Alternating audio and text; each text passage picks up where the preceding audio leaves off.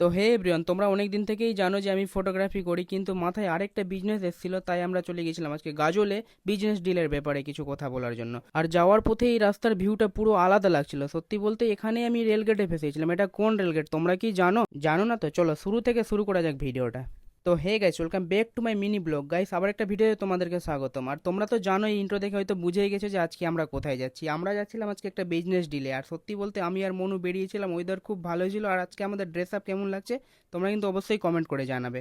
সত্যি বলতে আমরা খুব মানে এক্সাইটেড ছিলাম বিজনেসটার জন্য। তারপরেই কিন্তু যেতে যেতে দেখি যে রেলগেট পড়া। আর এখানকার রেলগেট তো মানে শামসি রেলগেট, মানে বুঝতেই পারছো যে ভাই, রেলগেট কোনোদিন আমরা খোলা পেলাম না। যখনও যাই শামসির দিকে রেলগেট পড়াই থাকে।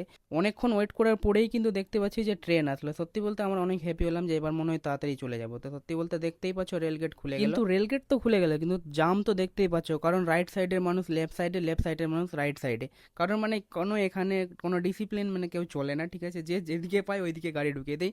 অবশেষে কিন্তু আমরা বেরিয়ে গেলাম কোনো রকম জামটা ক্রস করে। তোমরা একবার জামটাকেই দেখো যে কত দূর পর্যন্ত মানে জাম্প আছে। এই যে দেখো তোমরা, আমি একটু ভিডিওটাকে ফাস্ট করে দেখাচ্ছি। সত্যি বলতে অনেকটাই জাম ছিল। আর এখানে এটা হচ্ছে ঘাসিরাম মোড়।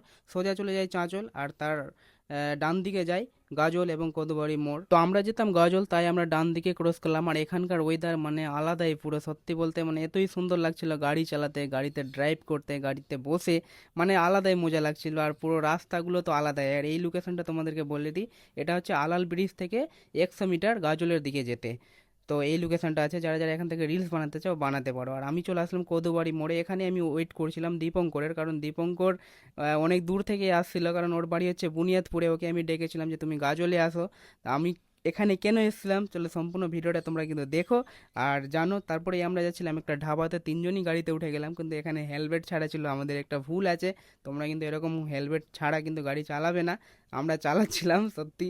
তো দেখতেই পাচ্ছ আমরা চলে আসলাম একটা ঢাবাতে। এখানে এসে একটু আমরা বসবো, আড্ডা আড্ডা মারবো। আর কি, মনু খাচ্ছিল বিস্কিট। আর এই বিস্কিটটাই কিন্তু আমাদের খুব ফেভারেট। আমরা চায়ের দোকানে গেলেই কিন্তু এই বিস্কিটটা খাই। সত্যি বলতে আলাদাই পুরো বিস্কিটটা, মানে টেস্টই আলাদা। তারপরে আমিও খেলাম বিস্কিটটা। তারপরেই কিন্তু দীপঙ্কর কিছু কথা বলছিল যে আমি এটা শ্যুট করেছি, তোমরা একবার দেখো।